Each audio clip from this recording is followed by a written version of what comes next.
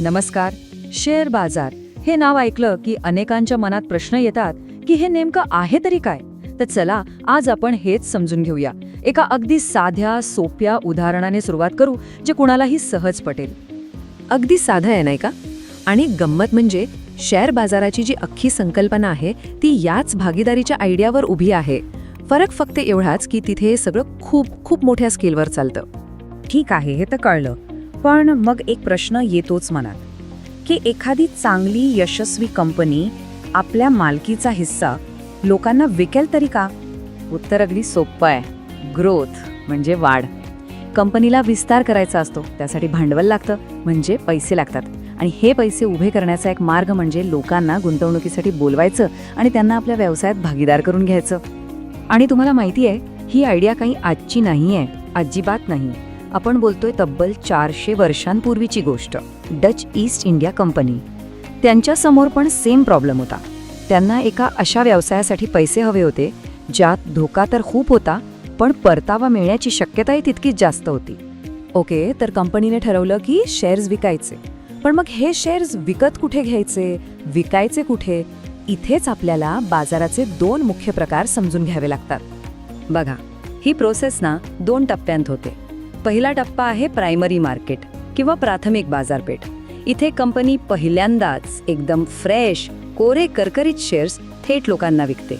आणि दुसरा टप्पा आहे सेकंडरी मार्केट म्हणजे दुय्यम बाजारपेठ. इथे मग गुंतवणूकदार आपापसात त्याच शेअर्सची खरेदी विक्री करत राहतात. आता प्राथमिक बाजारात जेव्हा कंपनी पहिल्यांदाच शेअर्स विकते त्याला एक खास नाव आहे जे आपण खूपदा ऐकतो, IPO म्हणजेच इनिशियल पब्लिक ऑफरिंग.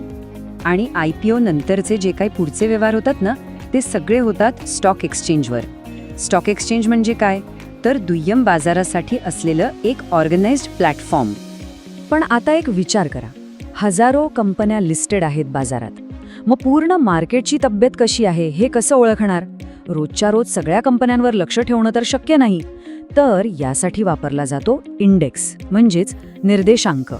आपल्या भारतात 2 मुख्य स्टॉक एक्सचेंज आहेत, एक म्हणजे BSE आणि दुसरं NSE. आता BSEचा मूड कसा आहे हे पटकन समजून घेण्यासाठी आपण बघतो सेन्सेक्सकडे. सेन्सेक्स म्हणजे काय? तर BSEवरच्या टॉप 30 कंपन्यांच्या कामगिरीचा एक सरासरी आकडा. बाजाराची नाडीच म्हणा ना. आणि अगदी तसंच NSE साठी आहे निफ्टी 50. नावावरूनच कळतंय हा NSE वरच्या टॉप 50 कंपन्यांवर लक्ष ठेवतो. सोप्या भाषेत सांगायचं तर हे दोन्ही म्हणजे बाजाराचे रोजचे रिपोर्ट कार्ड आहेत. आता जिथे एवढ्या मोठ्या प्रमाणात पैशांचे व्यवहार चालतात तिथे गडबड घोटाळे होण्याची शक्यता असतेच.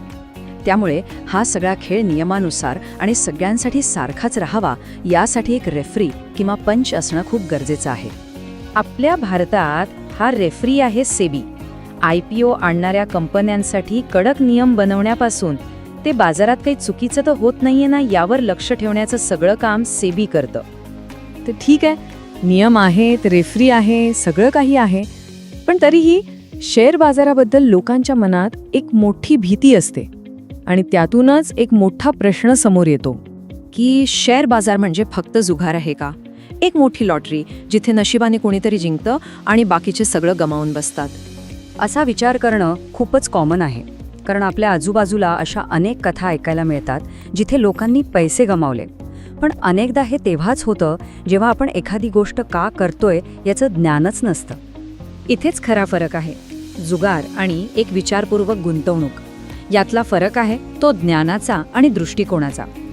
बघा, गुंतवणूक म्हणजे तुम्ही एका कंपनीच्या वाढीवर विश्वास ठेवता. तर ट्रेडिंग म्हणजे तुम्ही फक्त शेअरच्या किमतीतील चढ उतारांवर लक्ष ठेवता. दोन्ही गोष्टी खूप वेगळ्या आहेत. ठीक आहे, मग जर विचारपूर्वक यात उतरायचं असेल तर सुरुवात कशी करायची?